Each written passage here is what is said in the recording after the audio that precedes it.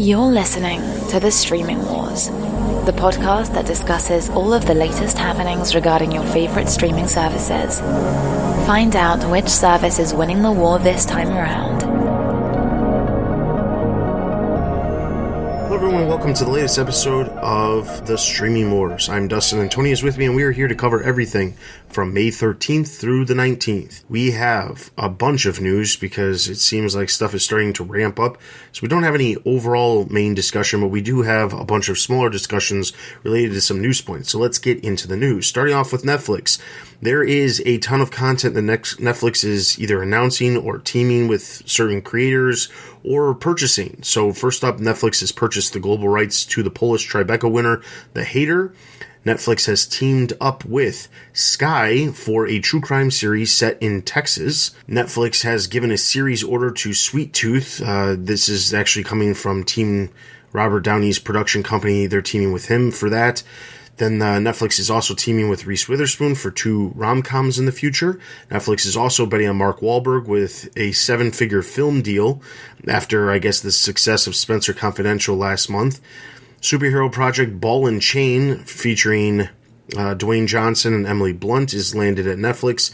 And then finally, Netflix has aims to adapt Stay Close from Harlan Coben after his previous project, The Stranger, was adapted just a few months ago and it saw some success. Yeah, and just really looking over the news, it seems that Netflix is really opened up the purse strings a bit and is really investing in new content, either in developing in-house or buying rights or paying new actors in projects. So I think it's great to see Netflix, after a few weeks of not real much, content news. It's like, okay, hey, we're trudging forward. So that's great for them. Sweet Tooth, I personally haven't read the comic, but I know some people who have, and they've been really interested in seeing this in live action. However, this is like one of those titles that wouldn't really make sense if it was a movie or like a TV show on cable, just because it's about this kid who's half boy, half deer, and that's a little bit hard to conceive. So being put on a streaming service like Netflix, where the budget could be a little bit higher, it just doesn't have to worry about advertisers or something. I don't know. It seems like the perfect property for a streaming service and for Netflix. So hopefully it works out and everyone likes it. I'm a little bit concerned for this true crime series set in Texas. Once reading the description, it seems that it's going to follow the killer as he is released. We're kind of getting a view in his life, and I'm just afraid that they're going to accidentally humanize him in a way that's going to be disrespectful to the people that he's killed. So I can see that becoming a potential issue for Netflix. And everyone, it seems like true crime is a big thing. There's a lot of true crime podcasts, books, obviously television shows with Netflix. They've really loved true crime, but I'm afraid that this is kind of pushing that line. And I would hate to see the one death of the genre true crime, because I think it's important to revisit old cases and for the public to learn about them. But I don't know, this one series kind of feels a little bit too far for me personally, and I'm afraid that they're going to get a lot of pushback from that. And then the last thing about Netflix is the Stay Close adaptation from Harlan Coben. It seems like Netflix is taking the Warner Brothers approach here with like J.K. Rowling's, where they have her a good relationship with her, have her on payroll, crank out all of the Harry Potter series. There's like 8 or something movies or 9 movies from her source material. Then Fantastic Beasts, with that trilogy, and she's just cranking out content. And it seems like they're kind of taking that same approach of, okay, we're not just going to like have on contract like actors or writers or producers. Like, we're going to have the original source material, have good relationships with them, have them a contract, whatever that you want to call that relationship. But we're going to go to the source and make relationships with the people that make the source material. And this is a smart move, especially in this age of streaming wars and this push for new content and the push for original ideas. Netflix has done very well of reaching outside of the normal Hollywood writers pool and to get new ideas. So that's to me, that's interesting, and hopefully it's a trend moving forward. Yeah, something that I remember hearing about through a variety of different content creators, specifically writers of books, was that at one point in time, Netflix was looking for content so heavily that they actually attended like book conventions where authors would be promoting their books to libraries and book resellers and things like that, just so that they could find a project. And I remember hearing this story from a writer who specifically said, like, as a writer, you'd have a little booth, you'd sit there and you'd be promoting your book, hoping that people would come by and ask you about it. But one thing that they always hoped for was somebody would come by and say they were represented from Netflix, because that meant that there was a potential that you could get a deal with developing your book into a series, and that was like a big deal for a lot of writers, especially up-and-coming ones, but very cheap for Netflix, where they could acquire content from the source material, but also get content at a very low cost to them. So if you have any decent idea, Netflix would turn that to a series. Reminds me of that South Park episode where they just... hey, we have this idea. Okay, we'll turn it into a series. Yeah.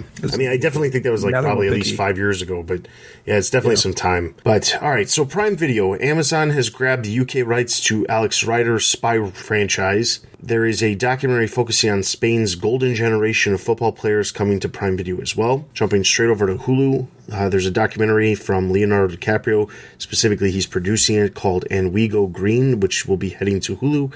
And then it has been announced that Hulu's international rollout is on hold. So is Hulu doomed? No, I don't think so at all. I think, I think that the growth that they were anticipating is definitely going to be hindered by the fact that they won't be rolling out internationally in the immediate future. But I think long term, I think Hulu still has 30 plus million subscribers that will carry them for quite some time. I think the thing that will kill Hulu, of course, is if they can't keep creating content. They're going to eventually lose out on a lot of other shows that are currently on Hulu once specific licensing deals run out, and if they can't make up the content with new content the way Netflix has, then that could be their doom. But I don't think that's going to be happening anytime in the immediate future. Yeah, I can just see people reading this headline. And it's like, oh no, they're doomed.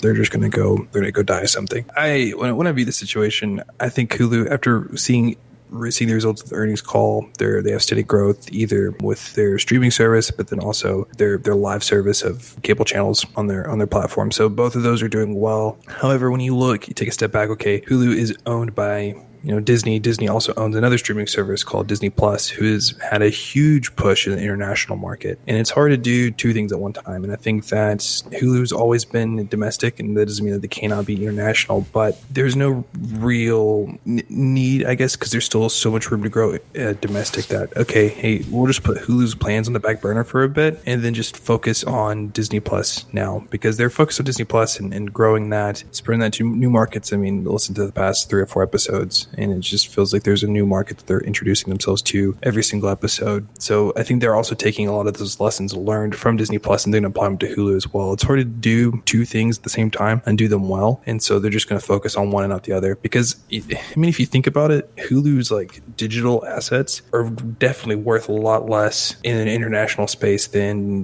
Disney's, because you have, all the Disney animated shows, you have Marvel, you have Lucasfilm, and those have really big international appeal, and you can get people to sign up for that service. That, to me, it makes sense. I know people are going to read this and be a little bit worried and concerned, but it's hard. It's hard to have the bandwidth to basically launch 2 new services at 2 different companies, but do that at one company. All right, so then jumping over to CBS All Access. CBS All Access has ordered another Star Trek series called Star Trek Strange New Worlds. This is going to be a full series for the service. I think this is great. I think CBS has taken a page from Disney's playbook with Disney Plus and just releasing content from their main cash cows.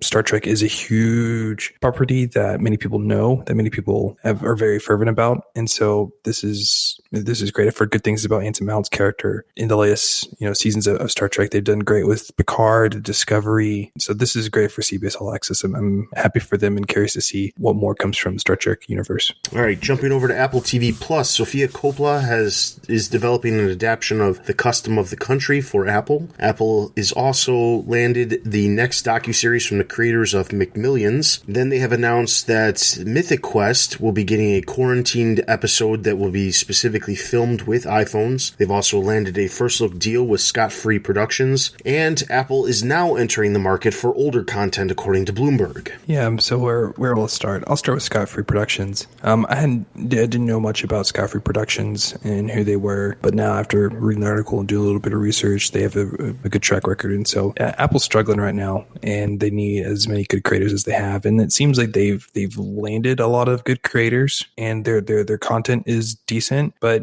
there is not enough content and not enough decent content to really push themselves forward. So, and that kind of also goes into with Apple's now entering the market for older content, is because they kind of focus just on newer shows, not kind of having shows from their backlog, like a Warner Brother or HBO Max or a Disney Plus with backlog content, with the Marvel properties and whatnot, or Friends.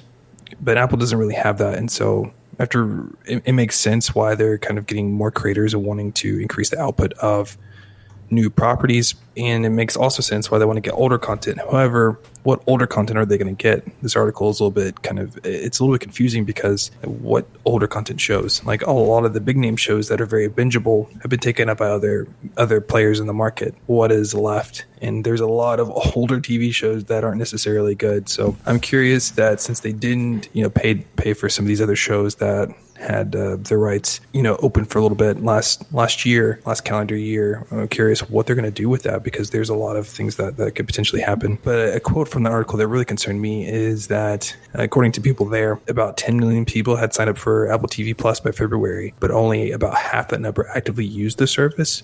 So, half of 10 million people is 5 million people. There's only 5 million active users for Apple TV Plus, and Apple TV Plus is easily accessible on every single iPhone. You get a free subscription for every new Apple device that you register. It's on Roku, it's on smart TVs. Like, that's a staggeringly low number, and they have pretty decent content. So, if Apple doesn't get it together, I can really see them exit out of this whole streaming wars. My final thing for Apple is Mythic Quest. It's the one show that if Apple just quits their streaming service, I hope it goes to like Amazon or somebody to still let it keep being weird. But I love Mythic Quest. I think it's a hilarious show. I think the premise is a little bit funny, because I like how self-aware it is. It's like, yes, there is a quarantine and everyone has to work from home. And it's like, I don't know, I'm a software developer, so it's kind of funny to watch a bunch of nerdy, software developers try to work from home. And so I'm happy for Mythic Quest. Give me more Mythic Quest. I love it so much. So what are your thoughts on Apple, especially about the older content? Yeah, so the older content, my thing is, it would be nice to know what type of older content they're looking for. Obviously, the big money drawers right this second are going to be popular TV series that are going to garner a lot of viewers just to come. HBO Max, in some ways, I wouldn't say they hedge their bets on Friends, but they spent a lot of money on Friends. They have other shows like Big Bang Theory that they have within house that they're losing money on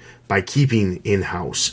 Meanwhile, they have other series like Everybody Loves Raymond, which they've licensed over to Peacock because it's not as popular as, say, Friends or Big Bang Theory. That said, I think that ultimately it just comes down to, you look at what Apple TV has as a possibility of going out and purchasing, and outside of content that isn't necessarily great, there's the only other possibilities is some of the rumors that we've heard in the past, which is that MGM was looking for basically backing, and Apple could swoop in and they could basically buy MGM and then own a studio and just have the studio run by itself, but have access to all MGM's content.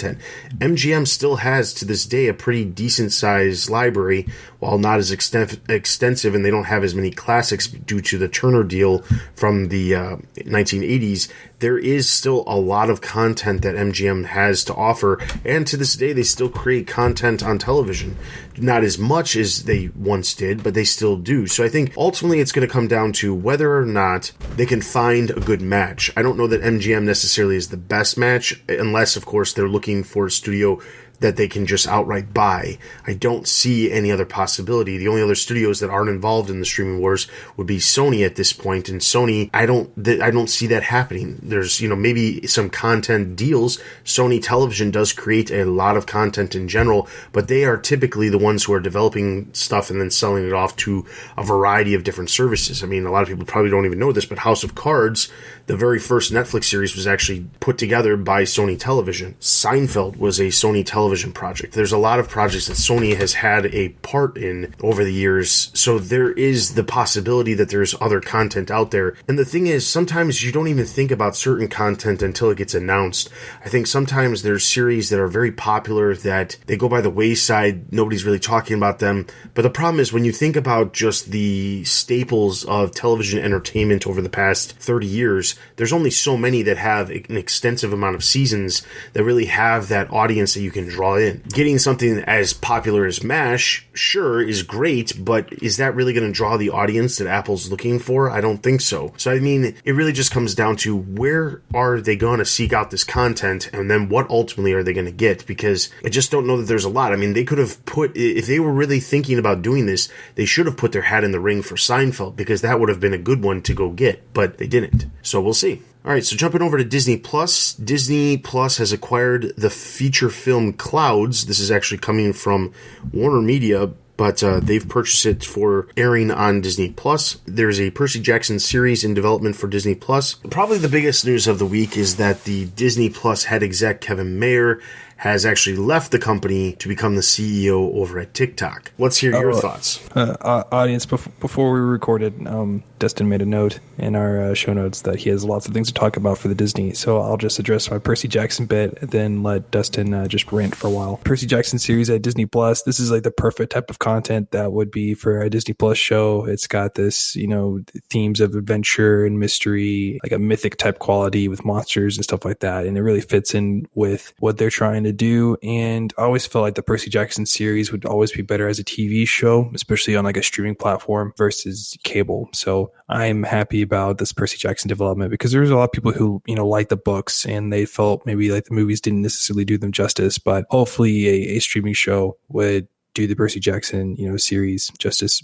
But now it's time for Dustin. Please tell me what bothers you about Kevin Mayer leaving the Disney company? Here's the thing. I was one of the people who sat there and said that Kevin Mayer was probably one of the best options for a replacement for Bob Iger. And the reason why is because not only has Kevin Mayer been the head executive over at Disney Plus, which currently is literally the diamond in the crown jewel of what Disney is right now because of the lack of everything else that's going on.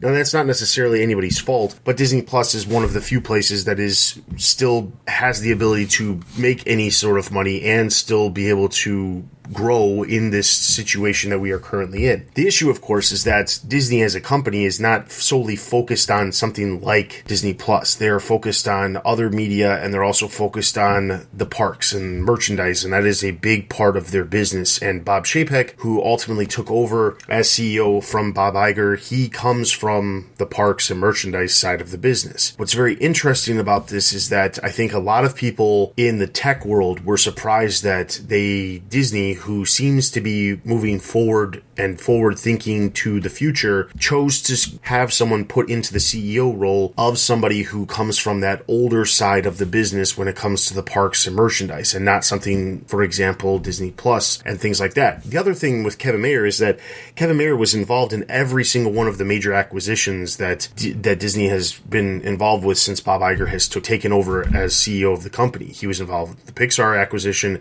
He was involved with Lucasfilm, Marvel, Fox. These are all M&As that he was involved in and he had a big part in. And it's surprising that somebody who is so heavily involved in those aspects of the company and then was put in charge of the direct-to-consumer side of the business with Disney Plus isn't somebody who Disney decided to go with as their new CEO. That said, it's not surprising that when he was passed over that he would leave, because there's not really anything left for him to do at Disney. He can't move up any further. A person like him isn't going to switch over to the park side and the merchandise side of the business. That's not what he's going to do, the consumer product side of the business. That's not his area of expertise. Under Bob Chapek, where he was basically his colleague and not now his colleague is his boss, there's no reason for him to stick around. This was, I think anybody in the tech world would agree that it was very obvious that it was only a matter of time before he left after he got passed over for the CEO role. Why I think it's a big deal is because he has been very instrumental for the last 15 years at Disney. And I think that a lot of people assume that because Bob Chapek has been in charge of certain areas that bring in a lot of money, that's the reason why he got it. But there are people within the Disney community, community and the business side that don't believe that Bob Chapek is necessarily the right person for the job, but he was in the right spot to move up within the company. So I think that ultimately it's not great for Disney to lose somebody as high on, who was involved in so many different aspects of the business and growing the business over the last 15 years. I don't think it's great. I mean, his replacement, it was basically his second in charge. They just moved up. They shifted around all kinds of other stuff. The head of Walt Disney World, the president of Walt Disney World, moved over to Bob Chapek's old job. This was all corporate restructuring at its finest once Kevin Mayer's resignation was announced and that he's heading over to TikTok. It will be interesting to see what happens with that, because I honestly feel like that's, again, just a stepping stone for him. I don't think he's going to be at TikTok very long. Probably kind of guide TikTok maybe the next couple of years to try to deal with some of the issues that they're dealing with, because he is a great person to help deal with that kind of stuff. But I honestly don't think that he's going to be there very long. And it's honestly only a matter of time before he potentially goes somewhere else. The one thing that I have heard from some industry insiders is that it was surprising that he wasn't the one that Warner Media actually picked to become the new CEO at Warner Media. But I think the only reason he wasn't was because at the time, when they were seeking out a CEO for Warner Media, his name wasn't even in consideration, because a lot of people just thought he was neck and neck with Bob Chapek to take over Disney. And it would make sense for him to stick with Disney rather than to go seek out a job somewhere else. And, that obviously that job hunt happened and occurred, and he wasn't involved in the job hunt because he was loyal to Disney at the time. So I think it's great for TikTok. I don't think it's great for Disney long term, because I don't know necessarily that his second command is going to be able to do as good of a job that he did, but there's nothing saying that she can't either, so we'll see what happens. But I think that Disney as a whole, this was a huge loss, but it makes perfect sense that it happened because of the way the cards fell.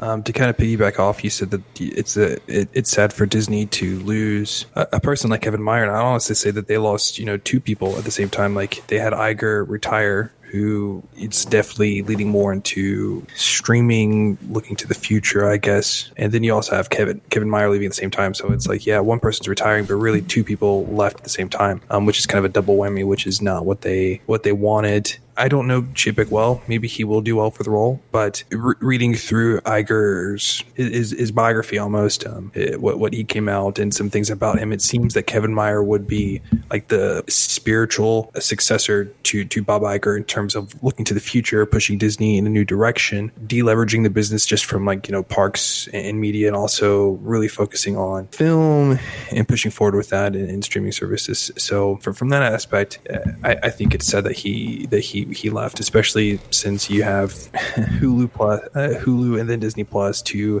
of the massive streaming competitors in the market right now, and then he's kind of gone. So that stinks for that. I'm curious to what his new role is going to be at TikTok. And people who don't know TikTok is a video sharing site where you send people doing funny stuff, I guess. And for me personally, it's like watch out Quibi.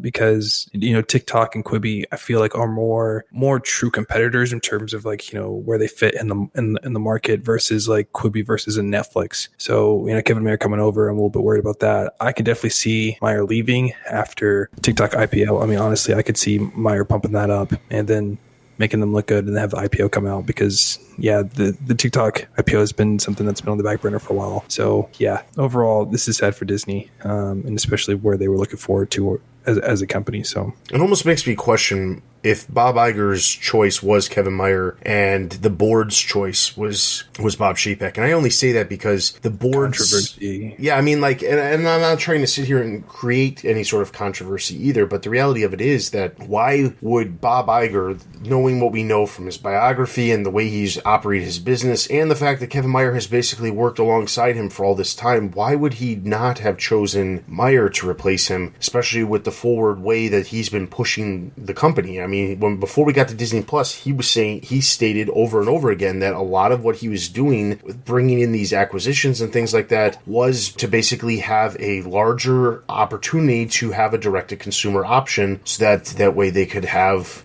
something that would be comparable to Netflix.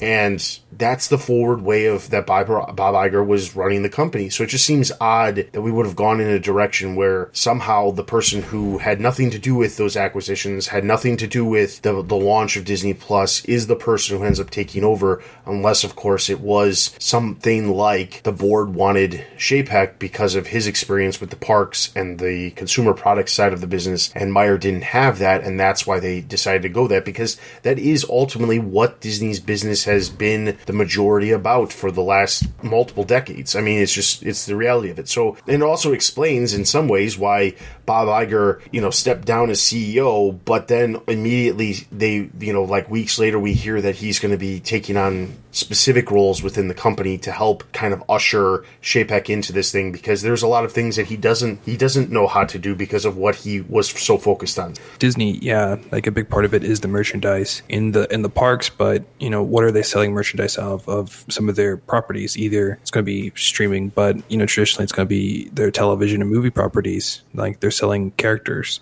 At the theme parks, like they just launched, the new Star Wars part of the park. So I mean, it is about the media. It is about the content. It is about the new streaming platforms and how the MCU is doing Lucasfilm.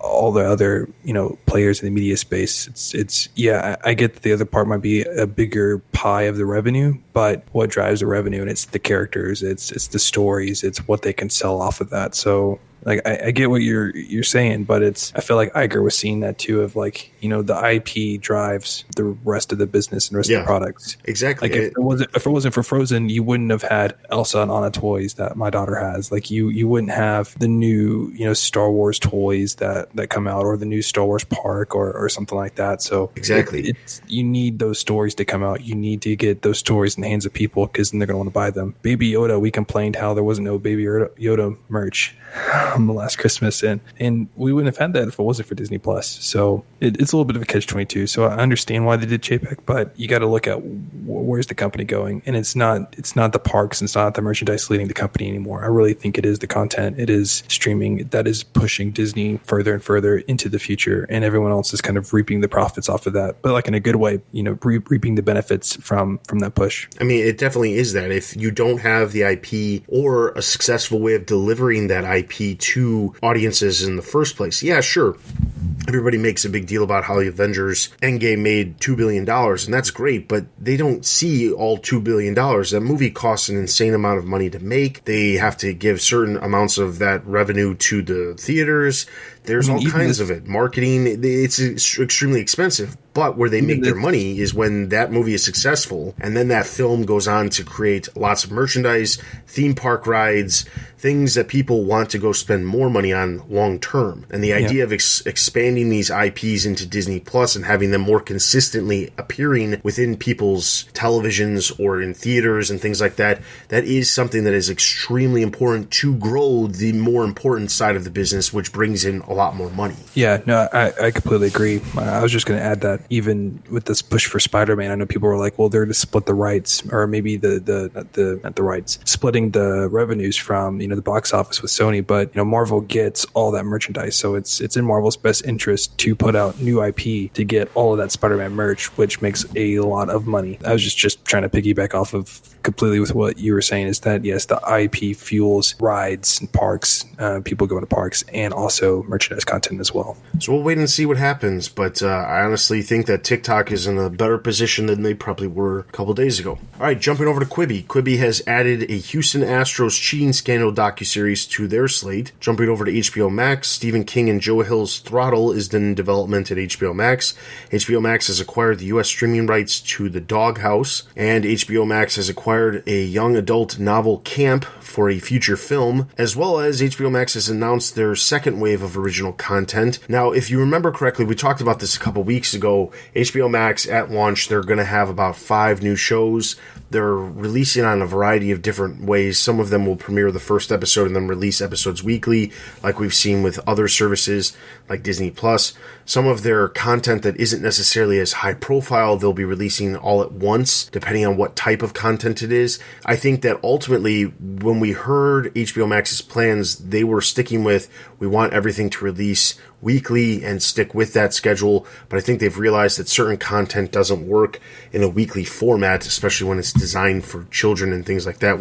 Especially when, for example, you've got situations where you have Cartoon Network airing, almost an entire season worth of shows in just a couple of weeks, because they will air them every single weekday just to have them all air so they can keep re-airing them and, rake in that advertising dollars. Anyway, that being said, there is a ton of new content that's going to start kicking off starting on June 18th. I'm not going to run through the entire list. You can check it out, but there is a variety of different content. A lot of the stuff that was announced way, way, way back, like last July, that was attached to HBO Max before it even had a name. This is the content. For example, Doom Patrol, which was originally over at DC Universe, their second season is going to be premiering on June 25th. Some of the content from TBS or Cartoon Network that are existing properties that already existed are going to have either new seasons air or animated specials that deal with characters from existing properties. So it's a lot of content that they've had in the works for quite some time, or it's content that didn't require a lot of effort to put together, meaning it was reality television or unscripted television where they could put it together very quickly prior to everything that happened with the pandemic, but still content that was announced at least 6 months ago. So they have a large amount of content. Also, the American Pickle feature film that they acquired from Sony, which we talked about either last episode or 2 episodes ago, that's also on the slate for August 6th. What it shows is that they have more content that they actually have put together compared to Peacock, which we'll talk about in a second, but also in some cases maybe as much or more than the amount of content that Disney Plus has at launch, specifically because, as they've bragged about since the very beginning, they are a service that hits all the demographics, male, female, old, young. They're hitting a lot of different demographics, and the type of content that they're releasing is going to be a variety of different content. It's not going to be focused solely on families like Disney Plus. That's one of the reasons they're trying to say that it's a better value for a family rather than Disney Plus. So yeah, that makes sense. They're definitely going to have more content. I think what's going to help them out is they have a great backlog of content. That's great. But also is that HBO Max themselves are not doing the heavy lifting on all these different shows. Like, they're distributing them through the HBO Max, portal. But I mean, you have DC Universe that's doing content there. There's some stuff from Cartoon Network that's unveiling. Just they're bringing in stuff from other partners and also releasing their own originals as well. So having even like TBS, you have some stuff from TBS on here. So having their partners really play into the role of shouldering some of the burden of producing this content has also been good, especially during this time. And it's hard for new services to have original content. And it's the way how HBO Max is structured is that they can leverage their partners to pop up new content on there if they want, rotate new stuff out. They have their own original stuff. So I think that's what is going to set HBO Max apart versus their competitors during this shortage due to COVID-19, is because they have all these players and pieces they can move and chess and whatnot. So it's great there. But yeah, they definitely just straight up are going to have more content than Disney Plus. Maybe not necessarily for one demographic, but I think if you look at all demographics, they're going to have much more content than some of the other streaming people out there. All right, so then jumping over to Peacock, they did not want to be outdone, and the day after HBO announced their second wave of content, Peacock actually announced their launch wave of content. And like I said, as I kind of hinted at when we were talking about HBO Max, it is nowhere near as large a slate as HBO Max. They have 2 dramas, they've got 2 comedies, 2 sports shows, and 3 kid shows. And that is basically what I'm honestly expecting them to have for the most of the remainder of the year because of the content production halts that they've had in place. There might be a couple of other animated shows that pop out because they can still be working on animated shows. And there is a possibility that there are a couple of other shows that were in the process of being under production that could still make its way out before the end of the year. But I honestly believe that this is what Peacock has, and it deals specifically with the fact that Peacock was so heavily relying on the fact that they were going to have so much Olympic content for their launch in July, and they don't have that right now, so they're limited with what else they have. With the Olympic content, they would have had that content fill up, and then they could have gradually released new episodes and new shows over the course of the remainder of the year, and also probably had a couple of extra shows that they don't have at this point. And now they're in a situation where they don't have that. They don't have the Olympic content to help launch, so they're relying on, just a small slate of shows that will hopefully, some of these I'm sure will be successful in their own way, but it does feel like this is kind of an Apple TV Plus situation where there's a slate. It looks like it could have some plus, some pros on it, but ultimately it's one of those things where you're still thinking to yourself, there's just not enough content here. Yeah, there's next to no content here. They definitely gotten bit by the bug of bad timing, especially with the Olympics moving to the next year and production halts. So it's not much. The only things that really interest me are going to be Brave New World, just because Aldous Huxley's novel Brave New World is just so nuts that I'm so curious how it's going to be. And then also the comedy Intelligence, which is a workplace comedy set at the UK's kind of NSA equivalent. And to me, those are the only 2 shows are going to be interesting. And just the lack of content. Wow. It really stinks because I felt like, Peacock had a good plan, and if they could they wanted to be with their competitors right now. And okay, you have the Olympics and then whatever content we could do now. And then they're going to get the rights to, The Office and Parks and Rec, next year at some time. And it's like, if we could just hold over until then, but now it's kind of, they're sitting in a lame duck status, and that really stinks for them. So hopefully they can use this time to kind of let this be an alpha/beta launch, and then maybe they're going to rebrand themselves when production ramps up, and then really kind of have like a 2.0 type thing going on, sometime later next year when things seem to be a little bit better. Overall, Peacock was one of the one series that I wasn't necessarily excited about, but the more we reported on them, the more that I was excited, and it stinks just for everyone at NBC. All right, so with that being said, we have no other news, and we had a bunch of smaller discussions related to some content and Kevin Meyer leaving Disney. So that is going to wrap up this episode. Be sure to check out the show notes for all the latest trailers released from the past week. There is a good amount, including a new trailer for Space Force, which is a show that I'm probably looking the most forward to in the next month. That's coming from Netflix. Steve Carell, definitely looking forward to that project. So definitely check out those. In addition to that, you can follow us on Twitter and join our Discord to check out all the articles that we talk about here on the podcast and some that we don't. You can follow us on Instagram for all latest announcements related to new episodes posting, and then you can leave us reviews wherever you're listening to this podcast. That is always greatly appreciated and does in fact help out the podcast. You can send us an email with any questions, comments, concerns, or feedback to thestreamingwars@gmail.com. And with all of that being said, continue to stay safe out there. For Tony and myself, this has been The Streaming Wars, and we'll see you guys next time. Thanks for listening to The Streaming Wars. Check us out on Twitter and Instagram. Also consider supporting us on Patreon. Links can be found at thestreamingwars.io.